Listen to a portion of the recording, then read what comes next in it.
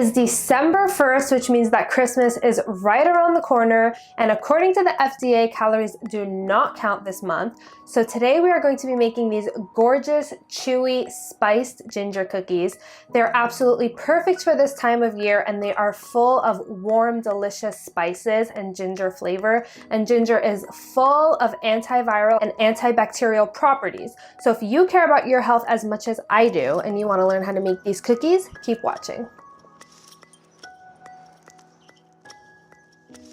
So to start this recipe off, we are going to preheat our oven to 350 degrees Fahrenheit and line a half-size sheet tray with parchment paper and just set that aside. In a bowl, we are going to cream 131 grams or 9 1/4 tablespoons of butter, 55 grams or 1/4 cup of packed light brown sugar, and 50 grams or 1/4 cup of granulated sugar. We are going to paddle that until it's light and fluffy. While that's creaming, in a small bowl, we are going to combine 225 grams or 1 3/4 cup of sifted flour and 8 grams or 2 teaspoons of baking soda, 3 grams or half a teaspoon of salt, and in this bowl I have 2 grams or 1 teaspoon of cinnamon, 1 gram or half a teaspoon of clove, 1 gram or half a teaspoon of nutmeg, and we are going to add that to the mixture, give it a good whisk, and set it aside.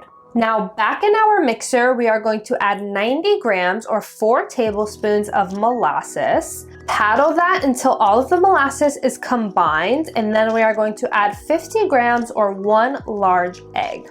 Once the mixture is completely homogenized, we are going to add in 80 grams or 4 tablespoons of freshly grated ginger. I just grated this on a microplane and it was super quick and easy. Now, once you add the ginger in, you might experience some separation. That's totally normal because we incorporated a lot of liquids into this batter, but it will go away once we add in our dry ingredients. Lastly, we are going to add in all of our dry ingredients and mix that on the lowest setting unless you want to hotbox yourself with flour, and refrigerate this mix for at least 1 hour, or you can freeze the batter and bake it as you want. If you wrap this tightly, they'll be good in the freezer for up to 6 months. Now that our cookie dough has cooled, we are going to form it into balls. If you have a small ice cream scoop, this would be the time to bring it out, but I like all of my cookies to be exactly the same size, so I'm going to use a scale to weigh mine. I'm going to weigh each cookie to be 20 grams and then roll them into a ball. I have abnormally flat hands, so this is extremely easy for me. Then we are going to roll each cookie around in some turbinado sugar and space them 2 inches apart. These cookies will bake really quickly in about 8 to 12 minutes, depending on how well done you like your cookies or how accurate your oven is. You'll know they're ready when they do not appear shiny in the center and the edges are golden and crisp. And thank God it's December, because here in New York City, you can place these hot cookies right by the window and they will cool almost instantly and you can dig in.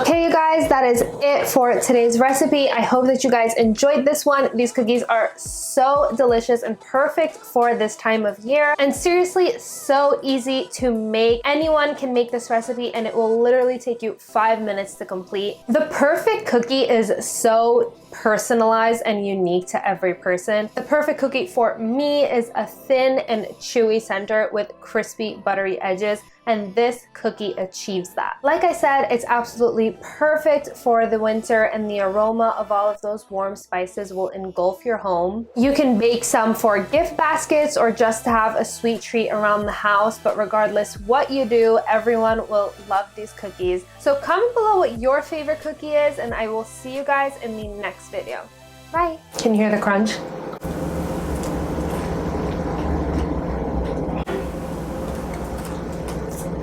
That's what I'm talking about. Smash the like and subscribe button and comment down below what you want me to do.